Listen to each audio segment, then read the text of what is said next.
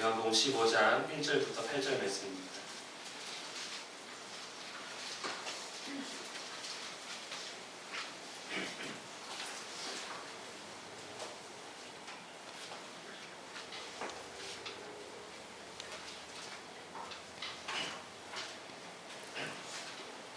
찾으셨으면 한 절씩 교독하겠습니다. 요한복음 15장 1절부터 8절 말씀입니다. 나는 참 포도나무요 내 아버지는 농부라. 물은 내게 근거에서 열매를 맺지 아니하는 가지는 아버지께서 그것을 제거해 버리시고, 물은 열매를 맺는 가지는 더 열매를 맺게 하여 그것을 깨끗하게 하시느니라.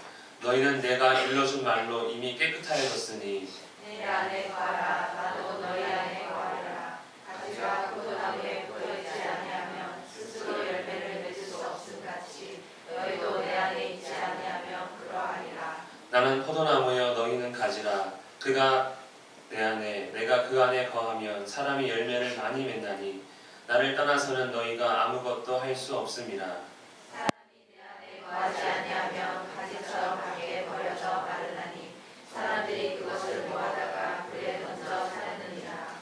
너희가 내 안에 거하고 내 말이 너희 안에 거하면 무엇이든지 원하는 대로 구하라. 그리하면 이루리라. 너희가 열매를 많이 맺으면 내 아버지께서 영광을 받으실 것이요 너희는 내 제자가 되리라. 아멘. 우리 지난주 제목은 우리에게 주신 교회였습니다. 제목대로 우리 교회 이름대로 첫 예배여서 첫 설교 제목을 그렇게 잡았었고, 또 오늘은 그리스도의 제자 되기.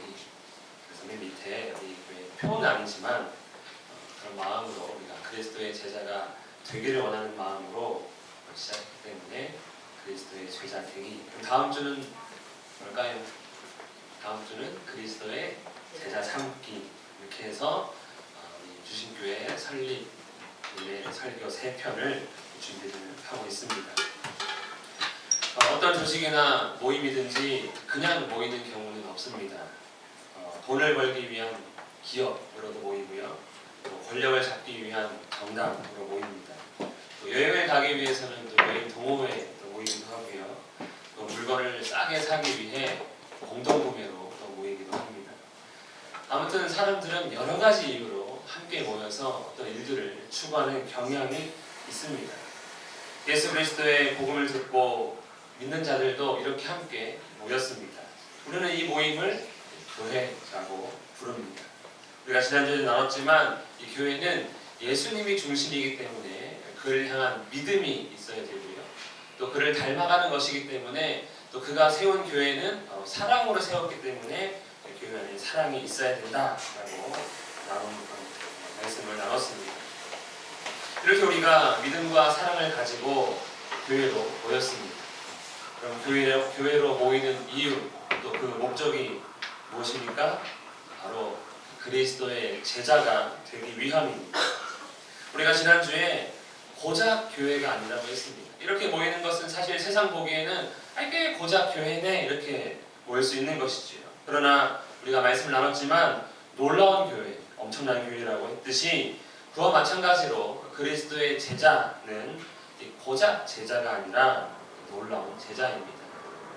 믿으실지 모르겠지만 전교 1등보다 또 대기업 회장보다 그렇게 되는 것보다 비교할 수 없을 만큼 위대한 일, 바로 그리스도의 제자가 되는 일입니다.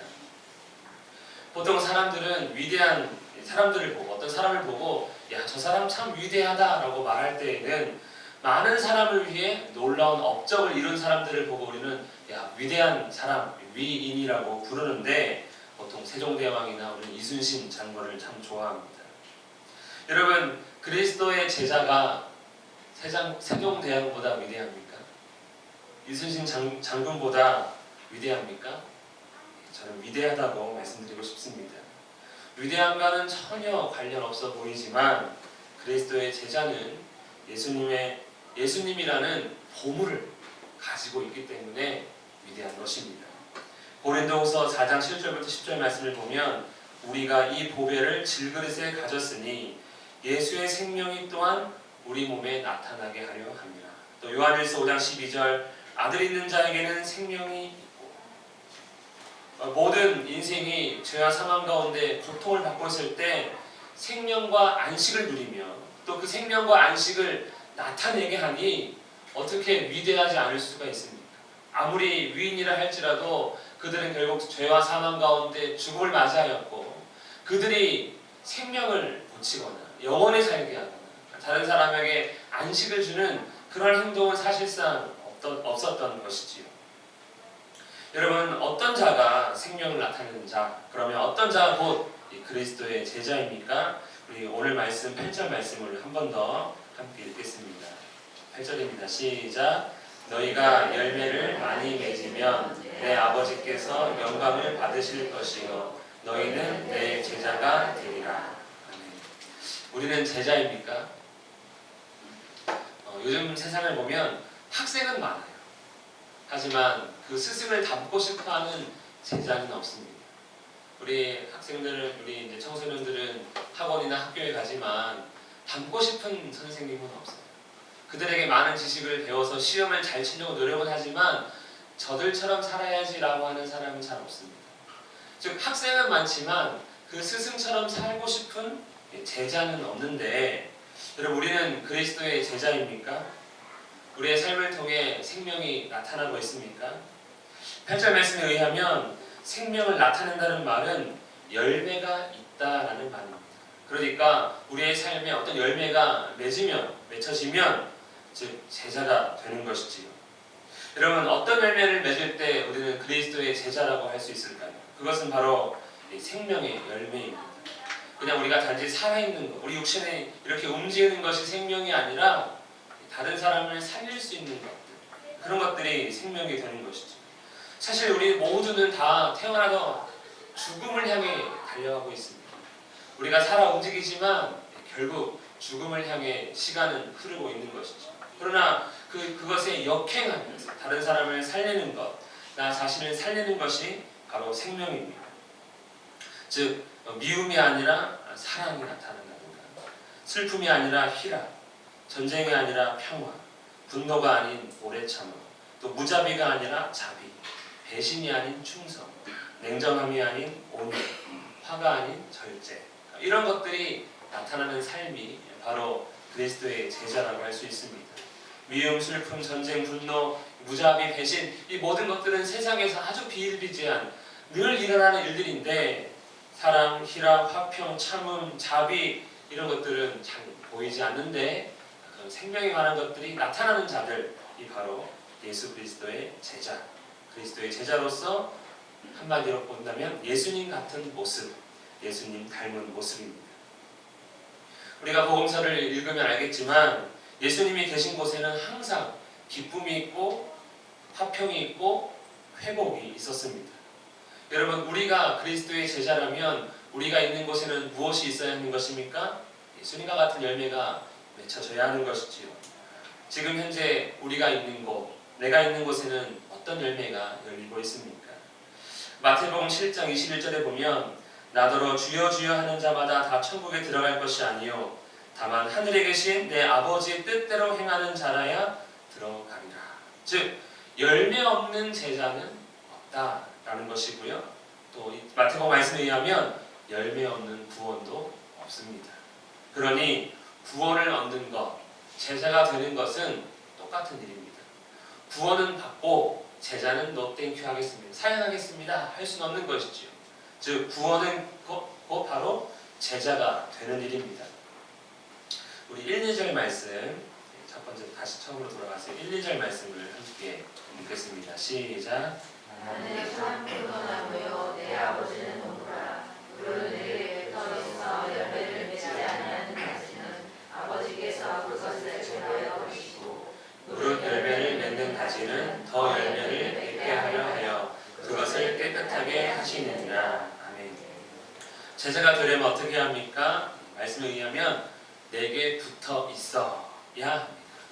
주님께 붙어 있어야 합니다. 그리스도의 제자인이 다른 곳에 붙어 있으면 안 됩니다. 여러분, 지금 우리는 어디에 붙어 있습니까? PC방에 붙어 있는 친구도 있고요. 또 스마트폰에 붙어 있기도 하고, 또 친구, 취미, 또 직장, 내가 지금 붙어있는 곳이 다 있는 것이죠. 아마 지금 우리의 삶에는 내가 붙어있는 것에 대한 열매를 맺고 있을 것입니다. 회사에 붙어있으면 돈을 더 벌 것이고요. 또 학교에 붙어있으면 성적이 오를 것입니다. PC방에 붙어있으면 피곤할 것이죠. 그리스도의 제자가 되려면 그리스도에게 붙어있어야 그에 관한 열매를 맺을 수가 있습니다. 여러분, 그리스도에게 붙어있기만 하면 됩니까? 열매를 맺어야 합니다. 과일나무를 키울 때 열매를 많이 맺게 하기 위해 농부는 가지치기를 합니다. 즉 열매를 맺지 못하거나 불량 열매를 맺는 가지를 잘라버려서 좋은 양분이 좋은 열매를 맺는 가지에 더 많이 갈 수 있게끔 가지를 치는 것입니다. 마찬가지로 하나님께서도 열매를 많이 맺도록 하기 위해 열매 맺지 않는 가지는 제거해 버리십니다. 그러면서 나무를 깨끗하게 만들어 주십니다. 그러면 좋은 열매를 많이 맺을 수가 있는 것이죠. 3절 말씀에 보면 너희는 내가 일러준 말로 이미 깨끗하여졌으니, 깨끗하기 위해서는 예수님 말씀을 들어야 합니다. 예수님 말씀을 들어서 깨끗해지는 가지가 된다면 하나님이 그 가지를 칠 일도 없는 것이지요. 즉 하나님은 가지치기를 말씀으로 하십니다. 우리의 삶 가운데 말씀으로 가지를 쳐서 우리를 깨끗한 가지로 만들어 주십니다. 하지만 많은 사람들이 주의 말씀은 어렵다며, 말이 되지 않는다며 그 가지치기를 거부합니다. 그러면 결국 하나님은 우리를 잘라버리시는 것이지요. 그럼에도 불구하고 우리는 그 어려운 말씀, 사실 우리가 교회 생활을 하면 이 말씀이 결코 쉽지가 않습니다. 하나님이 우리에게 주신 이 성경 말씀을 좀 쉽게 써주시면 좋을 텐데 어떻게 보면 참 이해 안 되게 쓰신 내용이 참 많은 것이지요. 당시 예수님 말씀을 들은 많은 사람들도 저 사람 말씀은 참 어렵다, 저 사람 가르침이 이해되지 않는다 하며 많이 떠나갔습니다. 그럴 때 예수님께 붙어있던 사람들이 있는데 이렇게 고백합니다. 요한복음 6장 68절에 주여 영생의 말씀이 주께 있사오니 우리가 누구에게로 가오리이까. 참으로 우리가 생명을 누리고 생명을 나타내기를 원한다면 우리는 주께 붙어 있어야 됩니다. 그러면 깨끗해지고 많은 열매를 맺게 됩니다.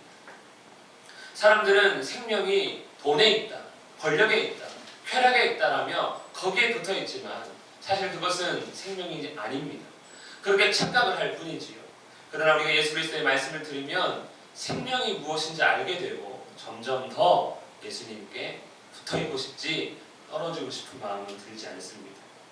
그렇기 때문에 그리스도 제자 되기의 핵심은 예수님의 말씀입니다. 주님을 아는 지식입니다. 주의 말씀으로 믿음이 생기고 깨끗해지고 열매를 맺을 수 있게 되기 때문입니다. 주의 말씀으로 인해 내가 생명을 누릴 수 있게 되기 때문입니다.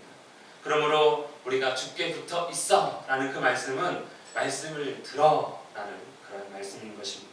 우리 4절 말씀을 읽겠습니다. 4절입니다. 시작. 내 안에 거하라. 나도 너희 안에 거하리라. 가지가 포도나무에 붙어 있지 아니하면 스스로 열매를 맺을 수 없음 같이 너희도 내 안에 있지 아니하면 그러하리라. 아멘. 내 안에 거하라. 나도 너희 안에 거하리라. 조금 쉽게 바꾸면 주를 들어라. 주를 바라라. 그러면 주님처럼 된다입니다. 사람은 원하든 원하지 않든 배운 대로 행합니다. 내 아버지의 모습이 싫어서 나는 저렇게 살지 말아야지 라고 해도 어느 순간 내가 본 그 모습 그대로 행하고 있는 제 자신을 발견할 때 배우는 건 이런 거구나 라는 것이죠. 그저 책 본다고 배우는 것이 아니라 그 말씀대로 살아가게 만들어지는 것이 배움이라는 것입니다. 싫어도 사람은 아는 대로 행하게 돼 있습니다. 화가 막 납니다. 어떻게 화냅니까? 우리 청소년들, 청년들 부모님처럼 화냅니다. 화는 저렇게 내는 거라고 배웠거든요. 기뻐하는 것도 마찬가지고 사랑하는 것도 마찬가지입니다. 그래서 사랑받은 사람이 더 잘 사랑하고 미움받은 사람은 더 잘 미워합니다. 사람들은 다 본대로 아는 대로 행하기 때문입니다. 배운 것, 아는 것, 본 것이 내 안에 있고 그 내 안에는 그것이 나를 움직이게 하는 것이죠. 즉 우리가 주님을 배우고 주님을 알면 주님이 내 안에 거하는 것입니다. 이것은 마치 SF 영화에서 영혼과 육신이 합쳐지는 그러한 내용이 아니라 주의 말씀이 내 안에 온전히 거할 때 우리는 주님과 같이 열매를 맺을 수 있다라는 그런 말씀입니다. 주님을 닮게 되고 주님처럼 깨끗해지고 그런 주님이 나를 움직이는 것, 그것이 내 안에 거한다라는 의미입니다. 이것을 에베소서에서는 의와 진리의 거룩함을 입은 새 사람이라고 표현합니다. 우리는 예수님을 입어가지고 예수님처럼 행하는 것이지요. 이것은 단지 주의 말씀을 알고 그대로 순종하는 로봇과 같이 되는 일이 아닙니다. 요한복음 14장 20절에 그날에는 내가 아버지 안에 너희가 내 안에 내가 너희 안에 있는 것을 너희가 알리라. 단지 예수 그리스도의 말씀을 우리가 듣기만 했는데 예수님을 알아가기만 했는데 놀랍게도 이 과정은 어떤 일이라고 말씀하는 것입니까? 천지를 창조하신 창조주 하나님이 내 안에 거하는 일이라고 말씀합니다. 창세기에서는 이것을 하나님의 형상이라고 표현하는 것이죠. 우리가 주님을 알아가고 닮아가는 것은 하나님을 내 안에 거하게 만드는 일입니다. 그렇기 때문에 우리는 주께 붙어 있어야 합니다. 우리를 만드신 창조주와 함께하는 놀라운 일을 우리는 행할 수 있는 것이지요. 그러면 우리도 사도행전에 기록된 제자들과 같이 우리의 삶에는 생명이 나타날 수밖에 없는 것입니다. 주의 말씀을 가까이 하는 우리 모두가 되기를 간절히 원합니다. 일단 나눔하실 때 아마 그런 얘기를 좀 나눴으면 좋겠어요. 성경은 우리가 얼마나 읽고 있는가. 근데 읽기만 하면 안 됩니다. 또 알려고 또 하셔야 되는 것이죠. 우리가 이렇게 주님을 따를 때 또 주의 제자가 되고자 할 때 주의할 점이 크게 두 가지가 있습니다. 하나는 편리함입니다. 편리함. 사람에게는 편리하게 살고자 하는 마음이 있습니다. 세탁기만 있어도 되는데 건조기를 사야 되는 것이죠. 빗자루에 쓰레받기로 조금 더 수고하면 되는데 유선 청소기를 사고, 그 다음에 선이 귀찮아서 이제는 무선 청소기를 사고, 무선으로 내가 밀고 다니기 귀찮아서 로봇 청소기로 바꿉니다. 물은 끓여 먹으면 되는데 정수기로 바꾸고요. 유선이 무선으로, 수동이 자동으로 이렇게 바뀌고 있습니다. 참 편리한 것을 좋아하는 것이 사람인 것이죠. 손으로 하다가 말로 하는 시대도 되었습니다. 근데 아직 기계가 말을 잘 못 알아들어서 손으로 하는 게 편리하기도 합니다. 하나부터 열까지 어떻게 하면 더 편하게 만들까? 이것을 고민하는 것이 어쩌면 사람의 모습일지도 모릅니다. 그런데 우리가 편리해지지만, 세상은 편리해지지만 어떻습니까? 행복해지지는 않습니다. 즉 우리의 삶의 목적은 행복인데 편리함이 마치 행복함이냐 착각을 하고 사는 것이지요. 여러분, 편리함은 행복을 위해 행복함을 만들기 위한 도구입니다. 행복하기 위해서는 또 다른 노력이 필요합니다. 편리함의 노력과 행복함의 노력은 사실상 별개의 문제인 것이죠. 마찬가지로 신앙생활에서도 이 편리함을 추구합니다. 저부터도 설교를 준비하기 위해 손글씨보다는 사용하기 편리한 노트북이나 컴퓨터와 프린터가 있어야 합니다. 그래서 이렇게 실습할 때 저도 부탁했습니다. 컴퓨터를 하나 사야 됩니다. 프린터도 하나 마련해야 됩니다. 또 책상도 있고 뭐 있었으면 좋겠습니다 하는 것이죠. 왜냐하면 편리하게 설교를 준비하면 좀 나을 것 같다는 생각이 있기 때문에 그렇습니다. 또 말씀을 전할 때에도 좋은 마이크와 스피커가 있었으면 좋겠습니다. 아마 요 안에 있는 것들 중에 요 제일 얇은 게 제일 비쌀 수도 있습니다. 편하면 좋은 것이죠. 편하면 그냥 좋은 것 같습니다. 주방도, 냉난방 시설도, 의자도 우리는 기왕이면 편리한 것을 좋아합니다. 그런데 여기서 문제가 생깁니다. 편리하게 만들면 열매를 맺은 것 같다는 착각을 하기 때문입니다. 아버지가 가정에서 편리하게 만듭니다. 이것도 편리하게 저것도 편리하게 아내를 편리하게 만들어줬습니다. 그리고는 집에 들어오지 않습니다. 그러면 행복합니까? 가장은 나는 편리하게 만들어줬으니까 됐어라고 열매졌다고 착각을 하는 것이죠. 그러나 아내나 다른 가족들은 아빠가 해준 게 뭐가 있어 라고 행복을 못 느끼는 것처럼 편리함은 열매가 아닌데 교회에서도 편리하게 만들었으니까 우리는 이제 교회가 됐어. 아 이제 우리는 뭔가 교회 가는 것 같아 라고 착각을 하는 것이 문제가 됩니다. 편리함은 목적을 위한 도구인데 목적이 되어서 거기까지 난 다 했어 라고 생각을 하게 되는 것이죠. 예수님에 대해 더 잘 전하기 위해, 더 잘 듣기 위해, 모이는데 더 힘쓰기 위해, 더 잘 섬기기 위해, 그리스도의 제자가 되기 위한 그런 도구로서의 편리함을 준비했는데 여기까지 다 했다라고 멈추면 우리는 제자가 될 수 없는 것이지요. 여러분 우리가 개척을 준비하며 나름 좋은 환경, 어떻게 보면 저는 따뜻하고 참 모이기 좋은 것 같습니다. 일단 이 숫자만큼만은요. 더 늘어나면 불편해지겠지만 아무튼 그렇습니다. 그런데 여러분 우리는 이 좋은 환경이 우리 열매가 아니라는 것을 기억하면서 우리는 이 환경을 이용해서 그리스도의 제자로서 더 많은 열매를 맺게 되는 우리 모두가 되기를 간절히 원합니다. 네, 그러니까 이제 시작인 거예요. 완성한 게 아니라 시작인 것입니다. 저부터도 이제 마음 가운데 이사 마치고 뭔가 좀 정리가 되고 하면 이제 뭘 하나씩 늘리긴 해야 되는데 고민 중입니다. 아무튼 그래도 지난 한 달 동안 교회당을 준비하는 일에 정말로 수고하셨고 우리 모두에게 진심으로 감사하는 말을 했으면 좋겠습니다. 또 다른 주의점은 높아짐입니다.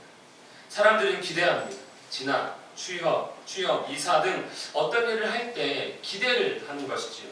한마디로 이 성공에 대해서 기대합니다. 이렇게 하면 더 행복할 거야. 이렇게 하면 더 나아질 거야 라고 하는 기대감으로, 높아질 거라는 기대감으로 살아갑니다. 할 수만 있다면 하나님처럼 높아지고 싶은 것, 그것이 사람의 마음입니다. 창세기 11장 4절에 이렇게 말합니다. 자, 성읍과 탑을 건설하여 그 탑 꼭대기를 하늘에 닿게 하여 우리 이름을 내자. 이렇게 얘기하는 것이죠. 그것이 사람의 마음입니다. 예수님을 따르면서도 예수님을 통해 성공을 기대한 사람들이 있습니다. 누구입니까? 예수님을 따른 12명의 제자입니다. 그들이 예수님을 따른 이유는 큰 자, 높은 자, 부자가 되고 싶었습니다. 능력의 예수께서 로마를 이기고 이스라엘의 왕이 되면 자기들이 예수님의 최측근에서 예수님을 도왔으니 태국공신이 될 줄 알았습니다. 그런데 문제는 제자가 12명이고 아마 당시 왕의 제도도 왕, 좌편, 우편이었던 것 같습니다. 그러니 이 좌편과 우편 두 자리를 놓고 얘네들 12명의 제자는 매일 싸웠던 것 같습니다. 누가복음 9장 46절에 제자 중에서 누가 크냐 하는 변론이 일어나니 우리는 가끔 농담으로 수제자가 배들어나는데 자기들끼리는 인정하지 않았어요. 내가 수제자다, 내가 큰 자다 싸웠습니다. 또 누가복음 22장 24절에서도 또 그들 사이에 그중 누가 크냐 하는 다툼이 난지라. 아마 틈만 나면 예수님이 보이지만 않으면 싸웠던 것 같습니다. 우리도 우리 자녀들도 보면 부모님이 없기만 하면 매 싸우고 있습니다. 나이는 달라도 서로 크다 이거죠. 내 말 들어라 이거죠. 예수님께서 말씀하셨습니다. 마태복음 16장 24절에 누구든지 나를 따라오려거든 자기를 부인하고 자기 십자가를 지고 나를 따를 것이니라. 여러분 십자가는 높은 곳에 달려있지만 가장 높은 자리가 아닙니다. 가장 낮은 자리, 그 세상에서는 그 어떤 자리보다 부끄러운 자리입니다. 여러분 예수님께서 십자가에 달려 돌아가실 때 그 모습은 어떤 모습이었습니까? 조금 어떻게 보면 참 웃기고 흉한데 팬티만 한 장 입고 달려 있었습니다. 여러분 그 모습을 누가 높다 하겠습니까?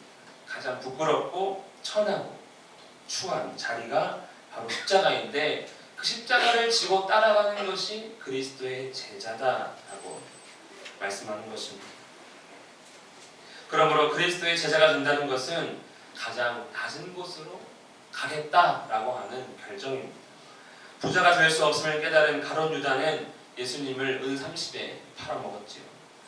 진정한 성공이 무엇인지 깨달은 11명의 제자는 처음에는 주님을 배신하고 돌아섰지만 진정히 부활하신 예수님을 만나자 그들은 죽기까지 충성했습니다. 가장 귀한 것이 생명이라는 것을 깨달았기 때문에 낮고 낮은 자리에 내려가는 것이 가장 높은 자리에 올라가는 것임을 그들은 알았던 것입니다. 여러분 생명의 면류관, 생명의 열매는 낮은 자리에 임했다는 것을 알면서 낮음이 높음을 깨닫는 우리 모두가 되기를 간절히 원합니다. 우리 5절 말씀을 읽겠습니다. 5절입니다. 시작. 나는 소원하고 너희는 가져라. 그가 내 안에 내가 그 안에 거하면 사람이 열매를 많이 낸다니 나를 떠나서는 너희가 아무것도 할 수 없습니다. 아멘. 여러분, 예수님을 따라서는 정말 아무것도 할 수는 없습니까? 우리 예수님 없이 너무 잘 살고 있는 건 아닙니까? 솔직히 예수님을 알지 못하고 예수님을 믿지 않는 사람들이 이런 것들 때문에 우리는 얼마나 많은 혜택을 누리며 살고 있습니까? 스티븐 잡스가 예수님 믿지 않았는데 아이폰 개발이 나서 얼마나 우리는 행복하게 핸드폰, 화장실에도 핸드폰, 차에서도 핸드폰을 끼고 살고 있지 않습니까? 세상은 이렇게 말합니다. 나는 할 수 있다. 노력은 배신하지 않는다 하며 목숨 걸고 세상 사람들은 예수 믿지 않아도 살아가는 것이죠. 그래서 그렇게 했더니 세상은 어떻습니까? 과거와는 비교할 수 없을 만큼 변하고 있습니다. 점점 더 빨리 변합니다. 하지만 우리가 알아야 될 것은 이렇게 세상이 많이 변했지만 진정한 생명 열매는 없다는 사실입니다. 안식과 자유는 없습니다. 편리하게 만들었더니 로봇이 일자리를 뺏어가고 있습니다. 편리하게 만들었더니 더 좋은 것 만들었더니 사람들은 그것을 서로 차지하겠다며 전쟁을 하고 있는 것이지요. 사랑이 아니라 지옥을 경험한 미움을 경험하고 천국이 아니라 지옥을 경험하는 것이 우리가 할 수 있다라고 만들어 놓은 세상의 모습입니다. 사실 세상은 그리스도께 속한 것이 아니니 아무리 많은 것을 가르치고 아무리 많은 것을 연구하고 개발해도 더 편리하게 만들어도 높은 탑을 쌓을지라도 어느 곳에 서서 자유와 안식, 생명은 없을 수밖에 없습니다. 왜냐하면 예수님께만 생명과 안식과 자유가 있기 때문에 그렇습니다. 요한복음 8장 23절에 보면 너희는 이 세상에 속하였고 나는 이 세상에 속하지 아니하였느니라. 예수님께 속하지 않은 그 어느 것에서도 생명은 찾아볼 수가 없습니다. 그러므로 오늘 말씀 6절에 사람이 내 안에 거하지 아니하면 가지처럼 밖에 버려져 마르나니 사람들이 그것을 모아다가 불에 던져 사르느니라. 우리는 지금 땔감을 주워다가 아궁이에 불을 지피지 않지만 여러분 땔감을 우리가 모닥불을 피운다든지 캠프파이어를 할 때 나무를 가져와야 된다면 우리는 마른 나무, 아주 바짝 마른 나무를 가지고 와서 불을 붙일 때 잘 탑니다. 그런 것들을 줍는 것인데 그런 가지는 어떤 가지라면 떨어져 있는 가지. 나무에 붙어있지 않는 가지는 다 말라 비틀어지게 되어 있습니다. 그러면 사람들은 그걸 모아다가 불에 사르듯이 죽게 붙어있지 않으면 나중에는 땔감처럼 불타게 될 것이다 라고 말씀합니다. 여러분 예수께 붙어있지 않으면 주의 말씀 우리가 가까이 하지 않으면 사랑도 안식도 자유도 생명도 얻을 수 없을 뿐만 아니라 우리는 지옥 같은 삶을 경험하고 결국에는 지옥으로 떨어지게 된다라고 말씀합니다. 여러분 죽음은 상관없어요. 문제는 죽지 않는 게 문제인 것이죠. 영원한 고통이 있다는 것이 얼마나 끔찍한 것인지 우리가 조금이라도 이해한다면 예수님께 너무 붙어있고 싶을 것입니다. 앞으로 저와 같이 이렇게 신앙생활 하다 보면 제가 자주 하는 말 가운데 하나가 이겁니다. 저의 소원은 천국 가는 것입니다. 저는 지옥만 안 가면 돼요. 하도 이 땅이 지옥 같아가지고 여기서 성공할 필요도 없고 그저 천국만 가면 소원이 없겠다. 그래서 목숨 걸고 이렇게 살고 있는 것 같기도 합니다. 여러분들은 어떠십니까? 여러분 열매는 오직 예수 그리스도 안에서만 누릴 수 있고 예수 그리스도 안에서 예수님을 통해서만 나타낼 수 있습니다. 우리는 항상 기억해야 합니다.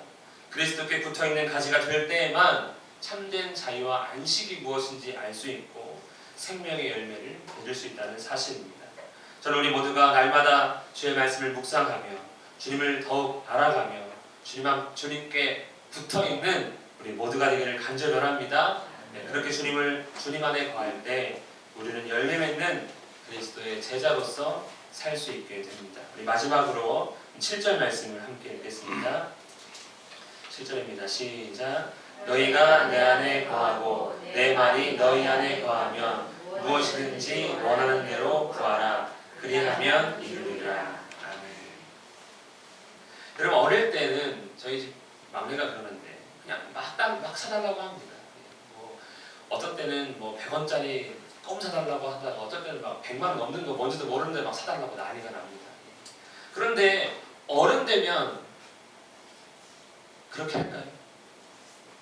뭔가 알면 막 사달라고 하지 않습니다. 뭔가 알면 원하는 것 다 원하지도 않지만 원한다고 해서 구하지도 않습니다.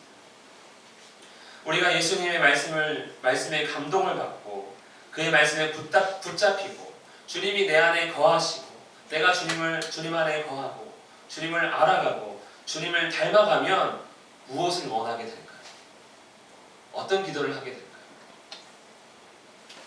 그럼 어떤 기도를 하고 계십니까? 성공하게 해주세요. 부자 되게 해주세요. 건강하게 해주세요. 막 이렇게 기도하다가도 저는 그런 것 같아요. 주님을 알아가면 알아갈수록 그런 것보다는 예수 잘 믿게 해주세요. 이게 제일 어려운 문제 같고 또 제일 시급한 문제 같습니다. 왜냐하면 저는 언제나 예수님을 배신할 준비가 잘 되어 있는 것 같아요. 조금만 뭐 하면 딴 데 싹 빠지고 조금만 뭐 하면 엉뚱한 짓 하고 있는 제 모습을 볼 때마다 예수 잘 믿는 게 제일 힘들구나 라고 생각을 하게 됩니다. 여러분 예수님을 알아갈수록 세상 명예와 권세와 물질, 출세 이런 것들을 원하게 될까요? 아니면 하나님의 나라, 사랑, 생명, 참된 안식과 자유를 원하게 될까요? 그리스도를 아는 만큼, 그리스도를 닮은 만큼 그리스도를 원할 것입니다. 그리스도께서 원하시는 것을 우리도 원할 것이고 그리스도께서 구하시는 것을 우리도 구하게 될 것입니다. 주님처럼 열매를 맺고 싶은 것이죠. 7절 말씀을 가만히 보면 야 그래? 예, 막 머릿속에 막 금액이 막 올라가기도 하고 좋은데 여행 가기도 하고 하는데 그리스도를 닮았기 때문에 사실 그런 생각은 잘 들지 않습니다. 하고 싶지만 주님이 원하시는 것은 아니라는 사실을 우리는 금방 알 수 있습니다. 예수님의 12 제자들은 예수님께서 십자가에 달려 죽으실 때까지 정말 그야말로 별 볼 일 없었습니다. 그냥 한 자리 차지할 줄 알았고 그냥 높은 것에 같이 올라갈 줄 알았지 저렇게 잡혀가서 죽을 줄은 몰랐던 것이죠. 그러니 다 도망가고 내가 주님을 절대로 부인하지 않겠습니다 했던 베드로는 나 저 사람 상관없다를 떠나서 저주까지 했습니다. 그저 세상 성공만 원했던 제자들입니다. 하지만 부활하신 예수님을 경험함으로부터는 그야말로 세상이 감당할 수 없는 사람들이 되었습니다.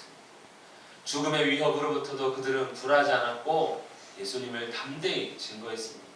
이것은 단지 복음에 미쳤기 때문에 그런 것이 아니라 가장 귀한 것이 무엇인지 깨달았기 때문에 그렇게 변한 것입니다.